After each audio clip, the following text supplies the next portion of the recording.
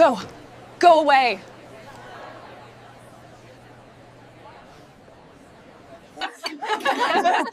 We're lucky. Mark's dad helps. He doesn't have anything else to do.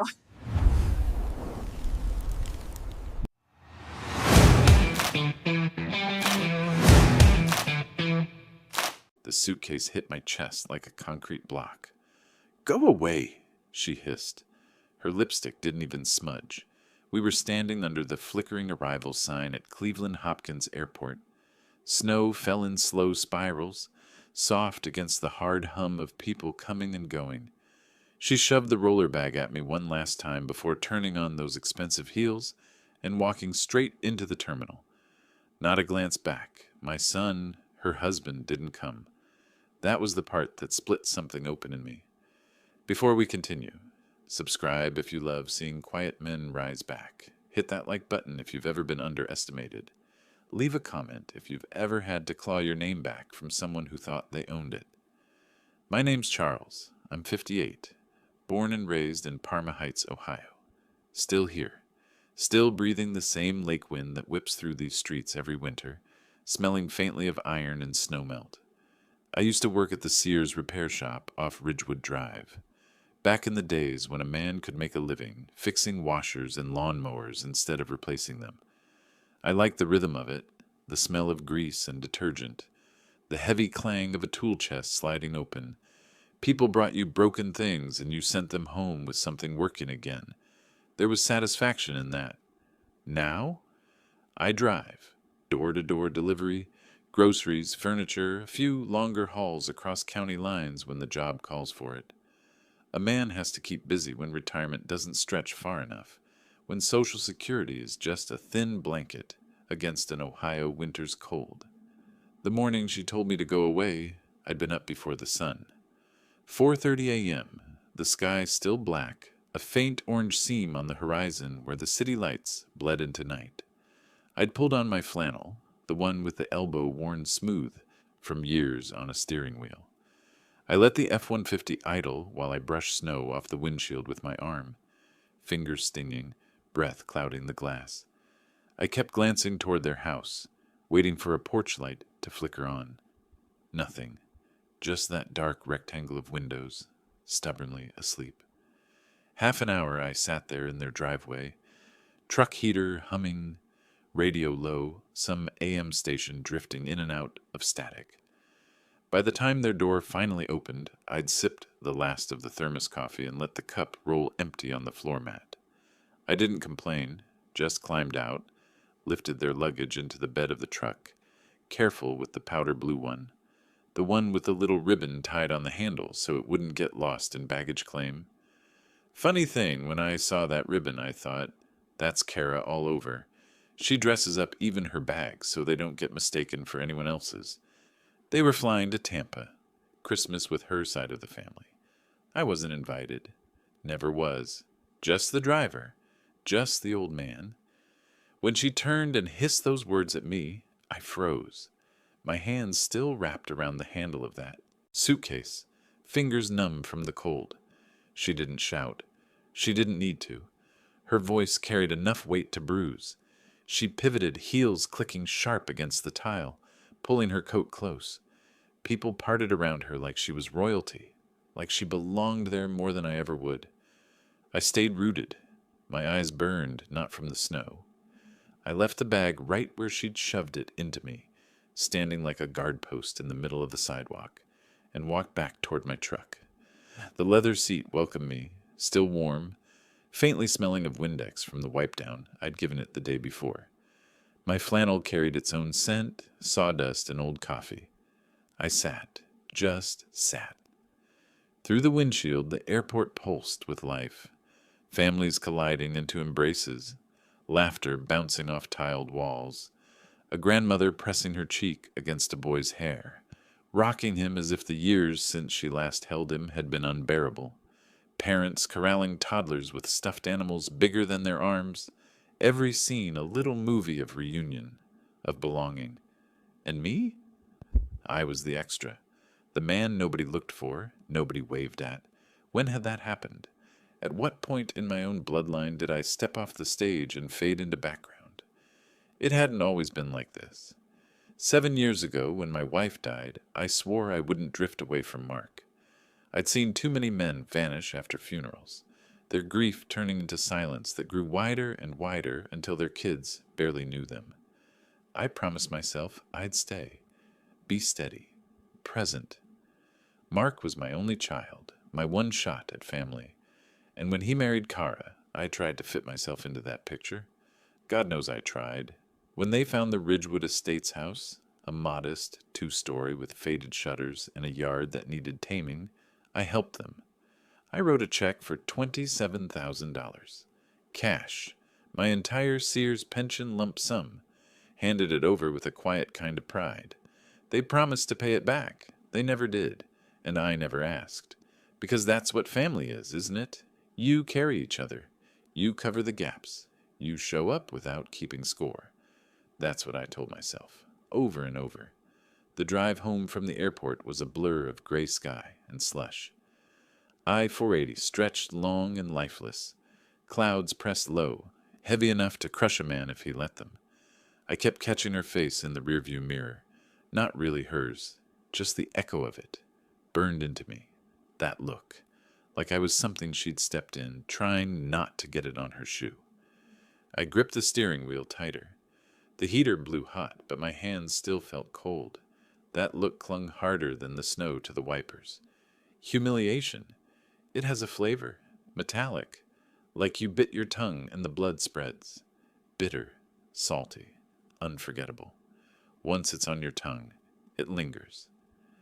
I pulled into a gas station in Brook Park. Orange sodium lights buzzed overhead, throwing shadows on the salt-crusted pavement. Trucks thundered by, spreading mist and grit. $52, cash. The numbers clicked by on the pump while my breath smoked in the air.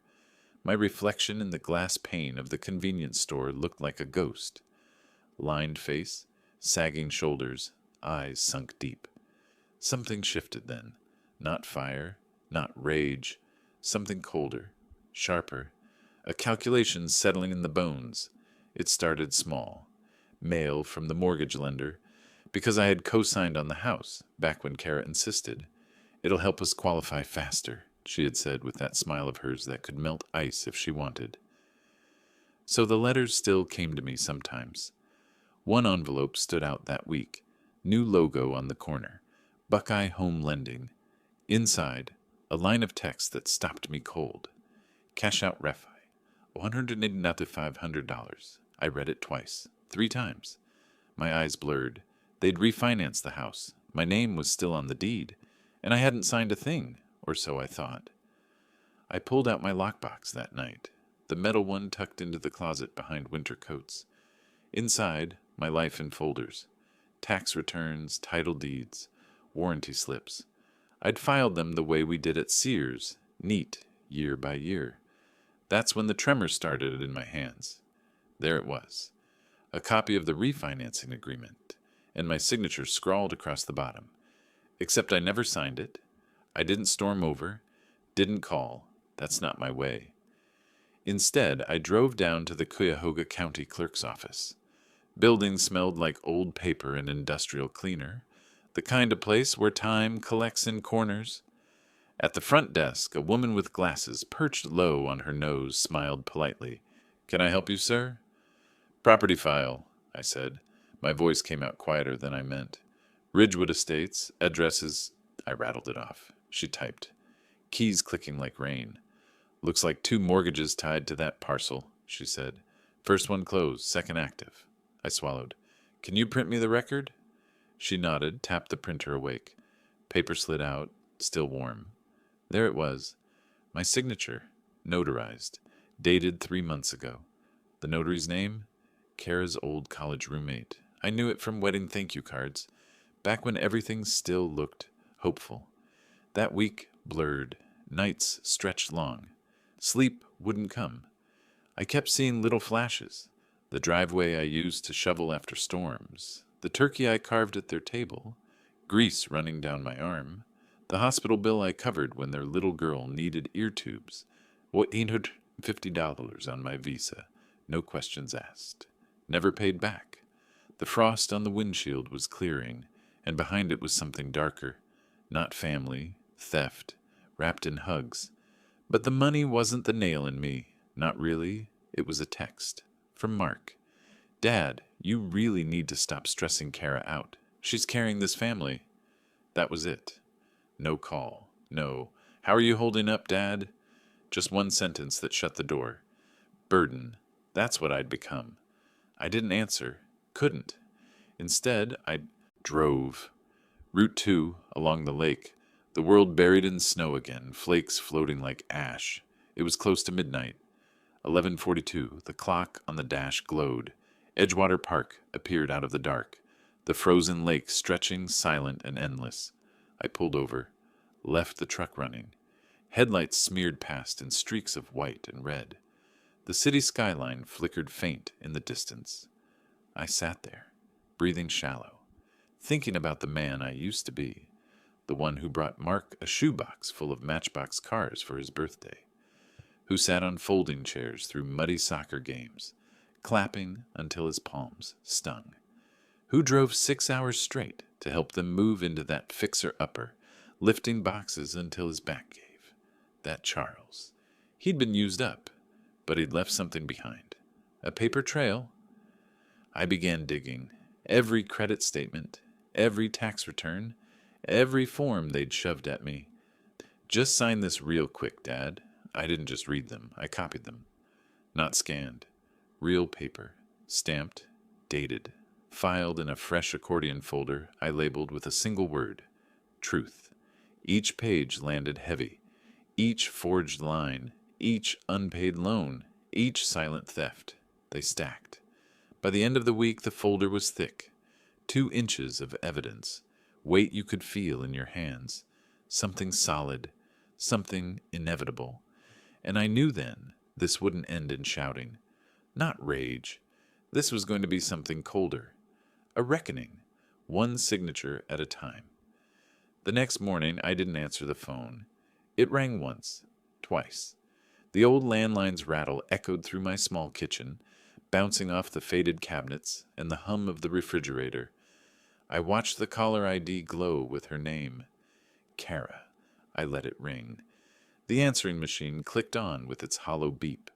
Her voice filled the room. Sweet, polished, the kind that could smooth over jagged edges if you didn't know better. I think you forgot to bring the baby's carrier seat back from the truck. Can you drop it off? That was it. No apology. No acknowledgement of the night before, of the cold slap she delivered at the airport, just another order wrapped in courtesy. The machine beeped again, silence swallowing her message whole. I didn't pick up. I didn't drive over. The carrier seat stayed right where it was, wedged behind the passenger seat of my Ford. Instead, I sat at my kitchen table. Morning light slanted in through the blinds, pale and thin, catching the steam from my mug of black coffee. The house was still, only the soft tick of the wall clock breaking the quiet. On the table, paper. Everywhere. The Sears shoebox I'd once used to save receipts, back when the store still existed, back when a man's work meant something, was now full of ammunition. Inside, Walmart returns with my signature at the bottom. Tire rotation invoices I'd paid when they were strapped. Notary letters. The Christmas bonus check I'd once signed over to Mark when their heater died during that. Brutal. January of 2020. $1,500 I could have used myself. Every sheet of paper had once been an act of trust. Now it was evidence. I opened the accordion folder I'd labeled Truth. The spine creaked under the growing weight. Each document slid into its slot, with a whisper that sounded louder than any argument I could have had with them. Silence has heft when you're building it. That afternoon, I drove, not to the airport, not to return the seat, to their house, the same house I helped them buy. Snow had fallen overnight. Soft piles gathered on the roof. The yard hushed under a thin white blanket. The little Christmas wreath Kara always hung early had gone crooked in the wind, tilting like a tired smile on the front door. I didn't ring the bell. Didn't even get out of the truck. I just looked. At the windows I'd once climbed a ladder to clean. At the driveway where I used to park when I dropped off groceries or fixed whatever they couldn't afford to repair. At the home I technically still owned a piece of, on paper. I wondered how much of that truth they assumed I'd never notice. How safe they must have felt in their quiet erasure. The engine idled low. My breath fogged the glass. I sat there long enough to feel the cold crawl in around the seams of the truck. Then I drove home. Back in my kitchen, I pulled out the original purchase agreement. March 18th, 2016. The date was stamped crisp in the corner. Sale price, $189,000. Down payment, $27,000 from my account, verified with a cashier's check from KeyBank. I even found the stub tucked neatly behind the paperwork. Buyers, Mark and Kara Redding. Non-occupying co-borrower, Charles E. Redding. Me. I could still see the scene clear as day. The loan officer's office with its cheap carpet and framed motivational posters. Kara perched on the edge of her seat, nails perfectly manicured, smile wide and effortless. "This is just so we can get a better rate," she'd said, tapping the desk with one polished finger. I had believed her, because I wanted to believe my son had chosen someone honest, because I wanted to help. 8 years later, that belief was paper thin, because now the house had been refinanced. Twice. The latest mortgage showed $182,500 and a shiny new appraisal. And here was the kicker. The second refinance listed only Mark and Kara as owners. My name? Gone. But my signature? Still there. Perfectly copied. I drove to the county clerk's office again. Second trip in 1 week. The lobby smelled like dust and toner, the kind of scent that clings to old files and bad coffee. The floor squeaked under my boots as I approached the counter. The same clerk looked up. Her glasses were smudged, her expression warm but professional. "Back again?" she asked softly. I slid the papers toward her. Old deed, new deed, side by side. She frowned, eyes moving back and forth between the two. "This shouldn't have been processed without a quitclaim from you." "I never signed one," I said. My voice was steady but quiet, the kind of quiet that comes after a storm. She studied me for a long second. Something flickered behind her eyes. Pity, maybe, or recognition. "Would you like to file a dispute?" I nodded. A small nod, slow as thawing ice. But inside, it felt like thunder rolling low and deep. The next day, my phone buzzed with a text. "Kara, can you pick up Ella from daycare? I'm running behind." I stared at the screen for 5 minutes. Thumb hovering, breathing slow, didn't answer. 10 minutes later, another ping. "Mark slammed at work. Please don't make this harder than it needs to be." That line rang like a bell. Don't make this harder than it needs to be. I'd heard that tone before, when they wanted something without questions, when they expected me to fold, to be convenient. I set the phone down, screen face up, message glowing. I didn't go. Not because of Ella. She wasn't my pawn. She was my granddaughter. Soft hair and curious eyes and the little giggle that melted me every time. But they were using her to keep me tethered, to keep me useful. I wouldn't let them. That night, the phone rang again. Mark this time. I let it buzz twice before picking up. "Dad?" His voice was rushed, irritated, as if he were already put out by the effort. "What's going on? Kara's upset. You can't just ignore her like that." I swallowed, choosing my words carefully. "Mark, you refinanced the house without me. Twice." Silence on the line. Just breathing. Then a short, dismissive chuckle. "We thought you didn't care about the paperwork. You said you trusted us." "I trusted you to tell me the truth." Another pause. Longer this time. Then a soft scoff, barely contained. "Come on. It's not like you were living there. You helped us. We appreciated it. What's the big deal?" The big deal. God, it was everything. It was that they had erased me from something I'd helped build, and expected me to be grateful for the privilege. But I didn't yell, didn't argue. I just said, "Got it," and hung up. The click in my ear sounded final. The next morning, I filed a fraud report with the bank. It felt strange at first, my hand trembling slightly as I signed the forms. But underneath that tremor was steel, a quiet resolve taking shape. A week later, more rot surfaced.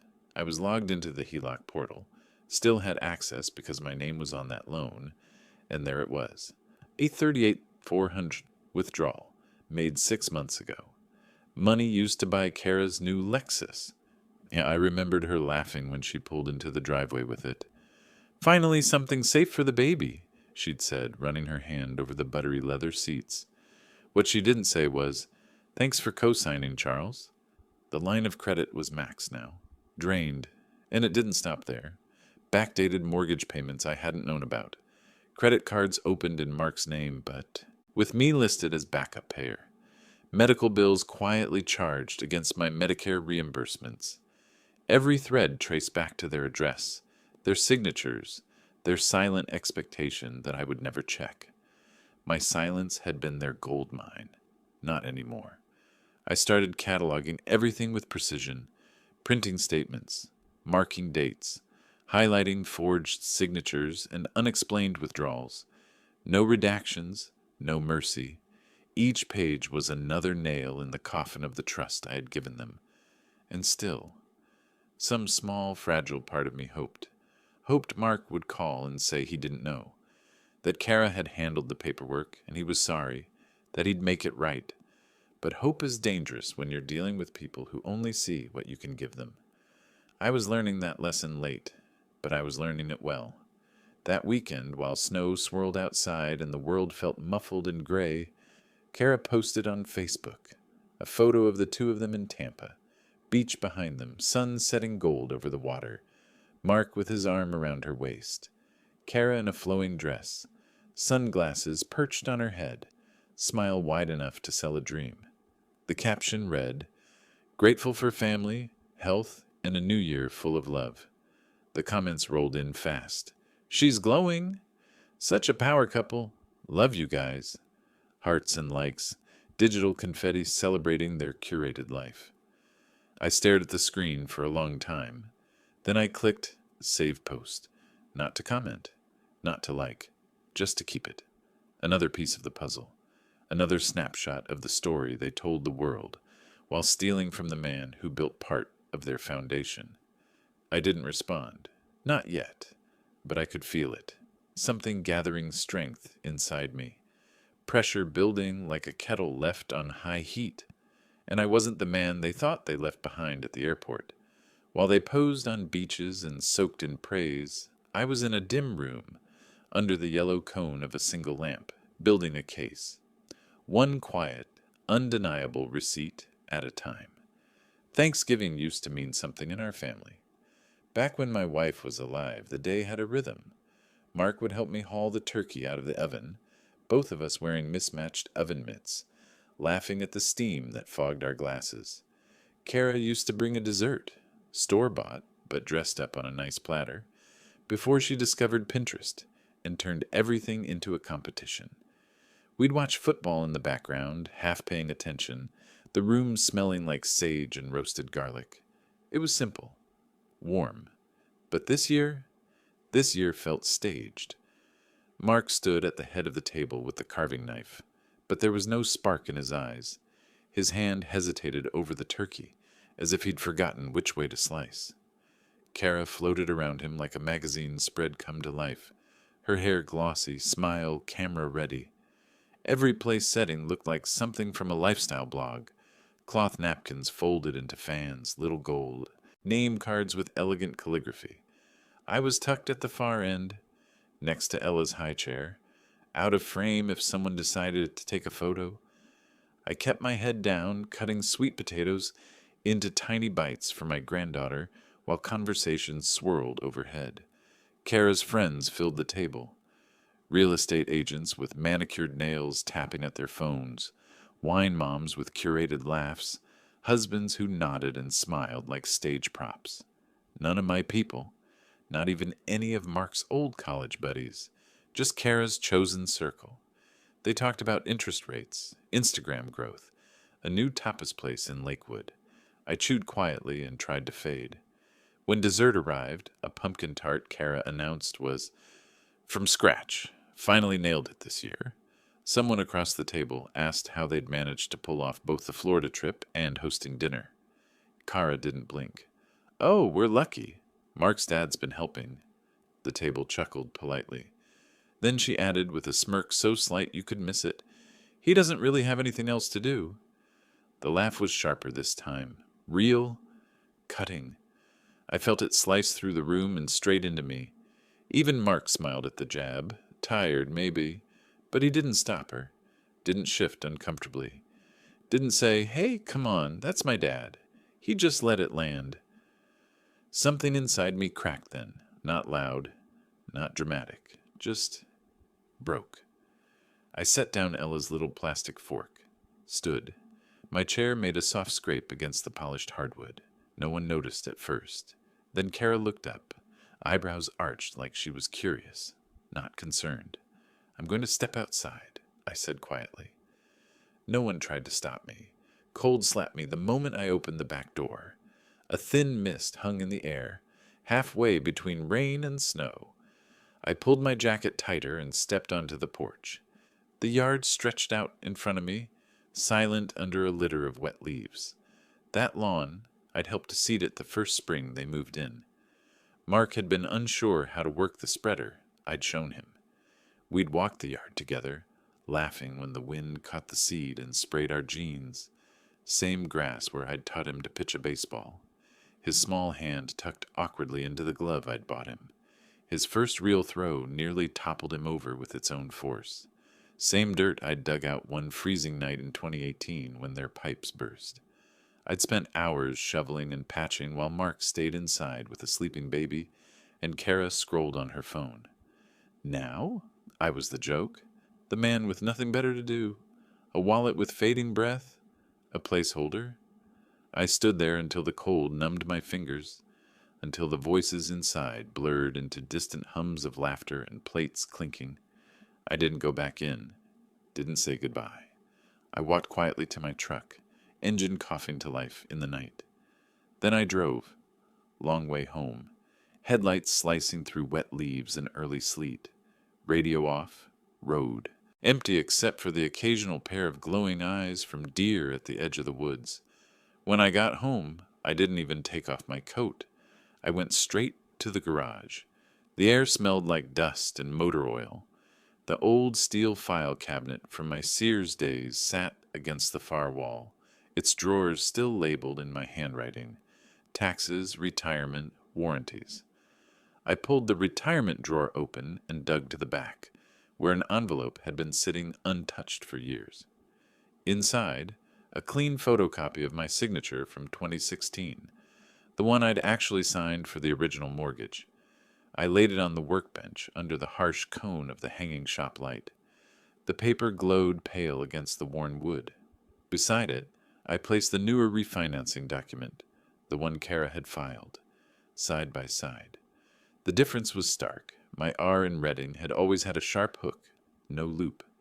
The forged one curled like a ribbon. My G never swooped the way theirs did.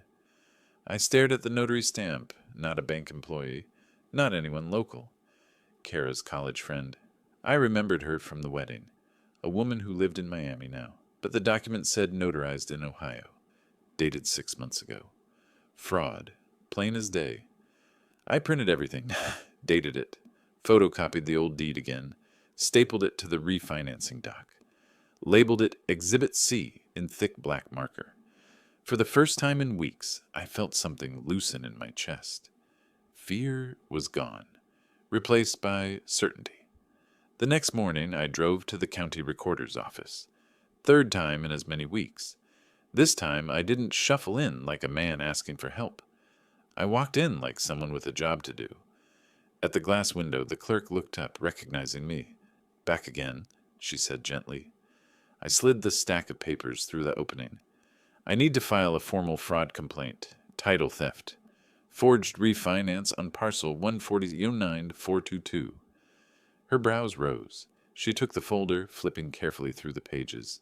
She paused at the side-by-side signature comparison, eyes narrowing. You'll need to file an affidavit and have it notarized. I brought the affidavit, I said. My voice was calm but firm.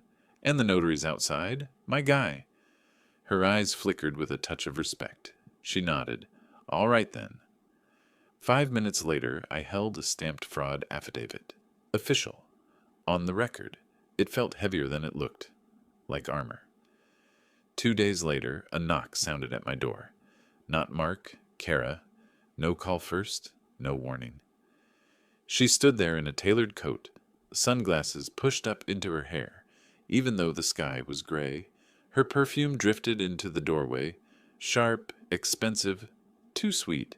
You went to the county? Her voice was clipped. I didn't step aside. The cold spilled in between us. You forged my name, I said. She scoffed. A quick, dismissive sound. It wasn't like that. You said you trusted us. You're being dramatic. I have proof. Her eyes narrowed, calculation flickering behind them. What are you trying to do, Charles?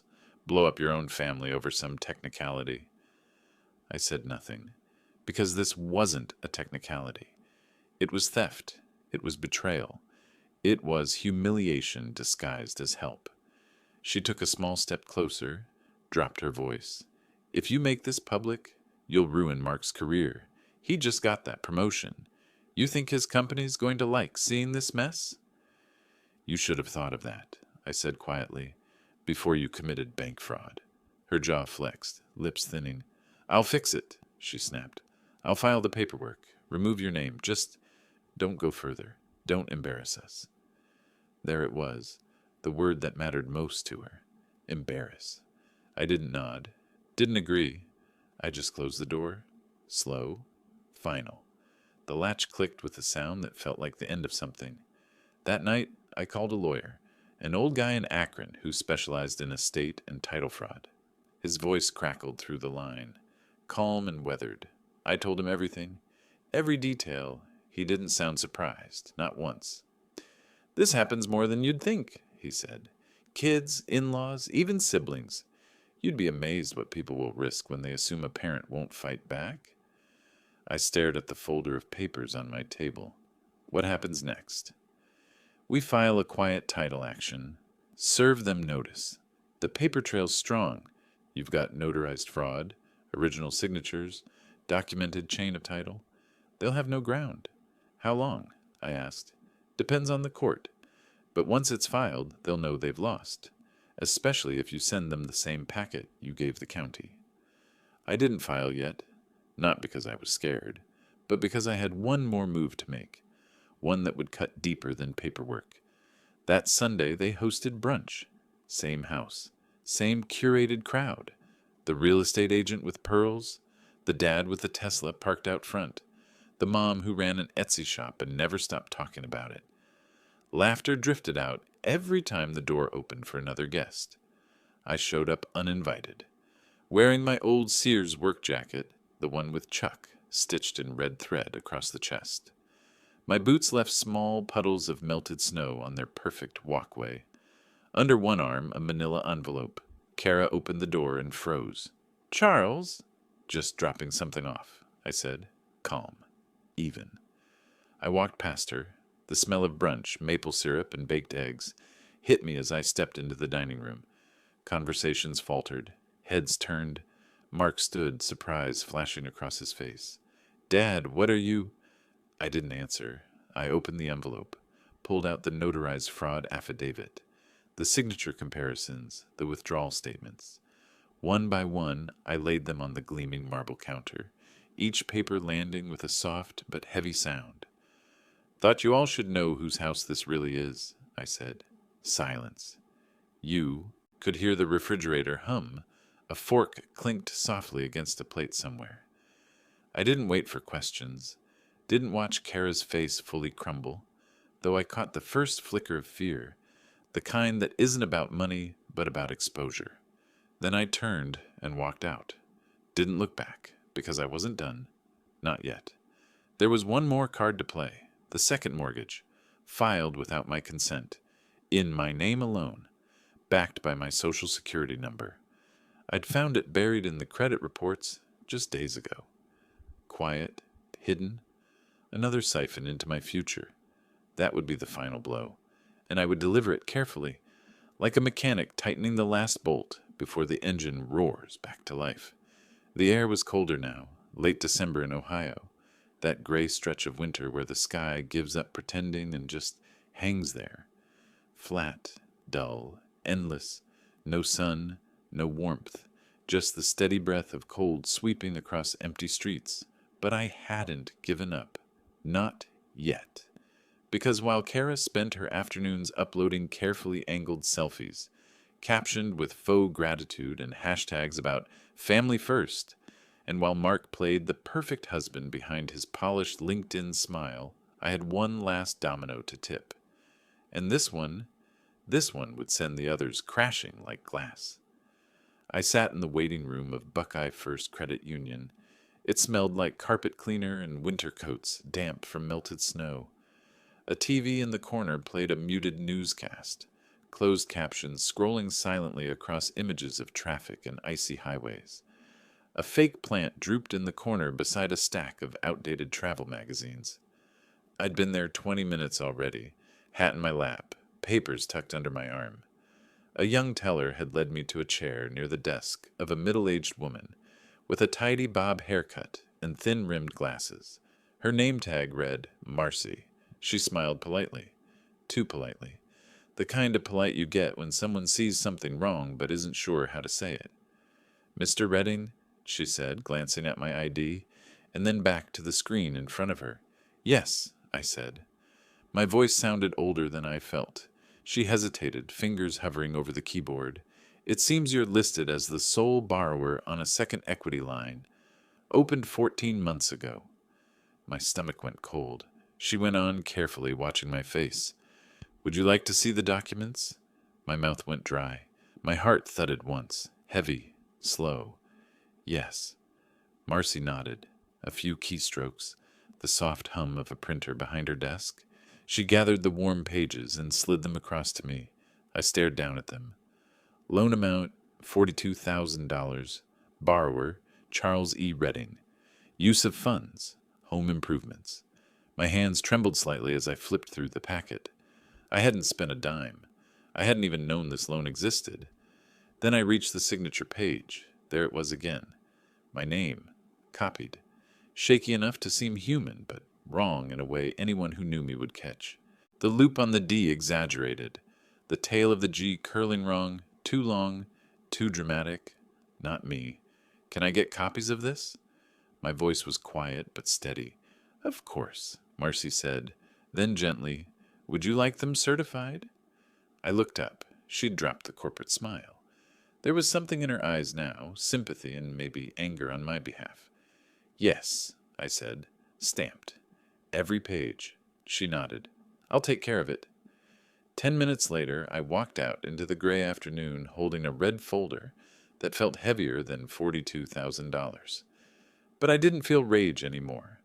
Not betrayal, not heartbreak, just clarity, cold and sharp. That evening, I sat at my kitchen table with the red folder in front of me. The house was quiet, except for the faint hum of the refrigerator and the soft ticking of the clock on the wall.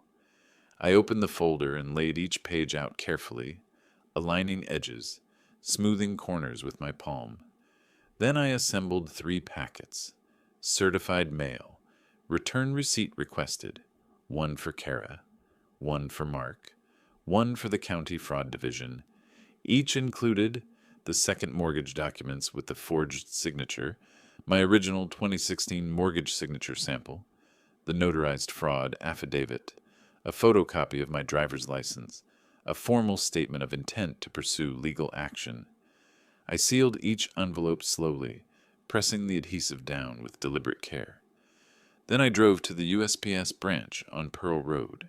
The lot was mostly empty, the air biting my face as I walked inside. The woman behind the counter barely looked up at first. Just another late-night errand. But when I slid the red envelopes across and said, "Certified. Return receipt, please," something in my voice made her glance at me twice. She weighed them, stamped them, slid the receipts back. I tucked the tracking slips into my wallet like small, quiet weapons. I didn't call Kara, didn't text Mark, didn't warn either of them. I let the silence stretch and twist its way into their perfect little life. Let the envelopes arrive like ghosts. 3 days later, my phone rang. Mark, voice tight, forced calm. Dad, we got something in the mail. Can we talk? I let the pause hang long enough to feel it. I think it's a little late for that. Just come over, please. I exhaled, looked at the clock, looked at the red folder still sitting by the door like a sentry. All right, I said, and hung up. Their house looked different when I pulled up that night. No glowing wreath on the door, no warm windows, just dark outlines against the frozen yard. I knocked once. Kara opened the door. She looked smaller somehow, hair pulled back in a messy bun, sunglasses absent, makeup gone. Her coat hung open like she'd thrown it on in a hurry. Charles! I stepped inside without waiting for an invitation. Mark stood in the kitchen, pale, shoulders hunched. The red folder I'd mailed sat unopened on the counter between them, like a loaded gun no one wanted to touch. I stayed standing. Didn't remove my coat. Didn't smile.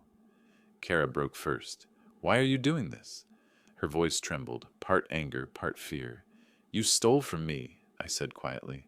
It was just paperwork, she snapped, voice climbing. It was forgery, I said, sharper now, and fraud, and theft. Her face flushed. You're blowing this up like you're some victim. You gave us that house. I helped you get it, I cut in, louder than I'd been in years. Then you ripped it out from under me and signed my name like it was nothing. Mark rubbed his face, looking older than his 30-something years. We didn't mean... No, I interrupted, steady as stone. You didn't care. I pulled out my phone, swiped once, and held the screen toward them. A photo, the LinkedIn profile of their so-called notary. She lives in Miami, I said. This document says she signed it in Cleveland. Explain that. Kara's mouth opened, closed. No sound. Mark stepped back like he'd been struck. I didn't know she did that. You didn't know a lot of things, I said, but you benefited from all of it. I reached into my coat and pulled out a fresh envelope. This is a letter from my attorney. We filed a quiet title action. Once the court grants it, I'll reclaim my legal stake in this house. And once that's done, I'll file for full financial damages. Kara's eyes went wide, her breath catching. Mark looked like he might throw up. Dad, this could ruin us. You did that yourselves? I said simply. Silence followed. But it wasn't the gentle kind that invites forgiveness. It was heavy, final, truth-shaped. A week passed. Then my phone rang again. Not them. The county clerk. Mr. Redding, the voice said, brisk but kind, your fraud claim has been reviewed. The forged refinance has been flagged and frozen pending full investigation. Your name has been reinstated on the property record, provisionally. I closed my eyes, letting the words settle. Something unlatched in my chest.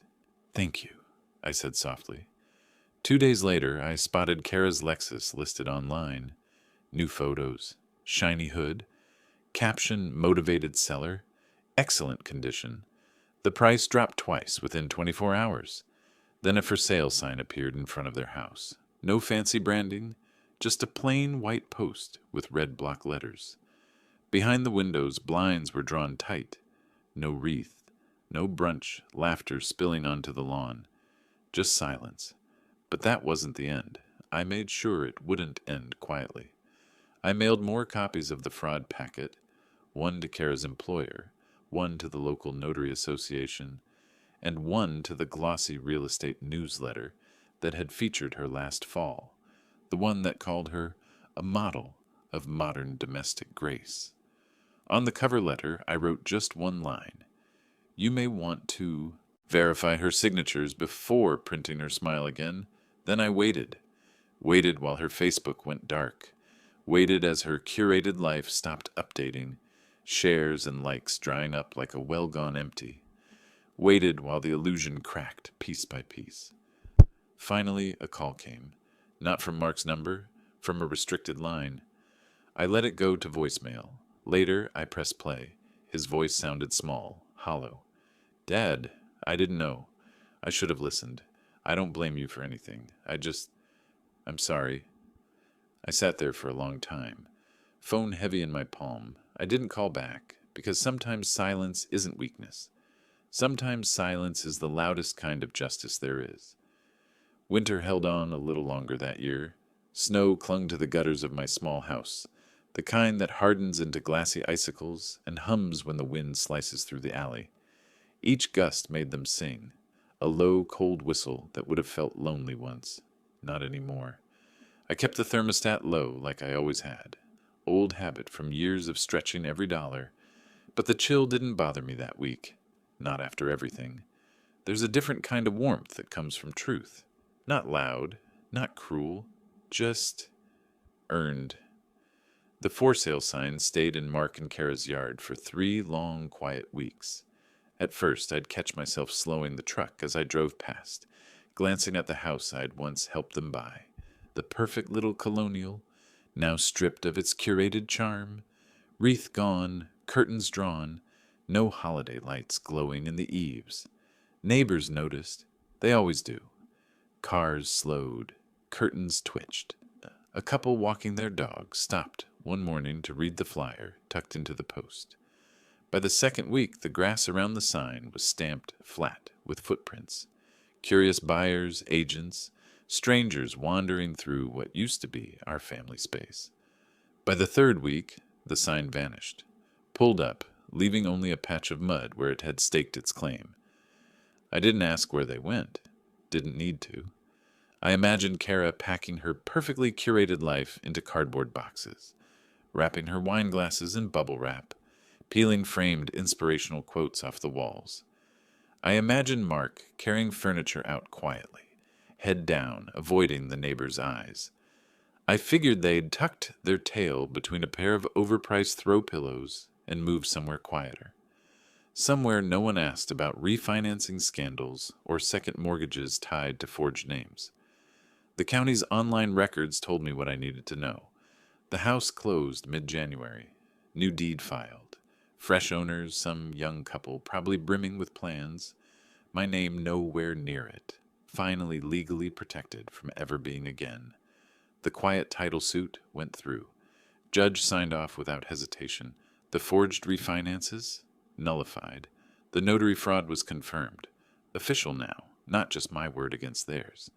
The bank forgave the HELOC once the forgery was acknowledged. They released me from responsibility, flagged Kara for further review. There was a cool satisfaction in that sentence on the letterhead. Borrower liability, release due to fraudulent authorization. The Lexus disappeared soon after. I saw it listed online, polished photos, shiny hood, cheerful, excellent condition tagline. Price dropped twice in 24 hours. Her brunch circle, gone. The Instagram stories dried up. The Facebook posts turned to silence. The curated glow evaporated when the truth finally seeped in. I didn't gloat, didn't call to rub it in, didn't post cryptic quotes or subtweets. Because humiliation doesn't need volume. It just needs truth and time. Mark texted me twice more after the dust settled. First one simple. Can we talk? I didn't reply. Then another a week later. Could you still help with taxes this year? I stared at that one longer. My thumb hovered over the screen. Not because I hate him. Because love without boundaries turns into slow self-erasure. Sometimes a man has to draw a line between forgiveness and foolishness. And mine had finally been drawn. In ink, on affidavits, on court filings, on every page they thought I'd never read. I set the phone face down, let the message disappear into the quiet.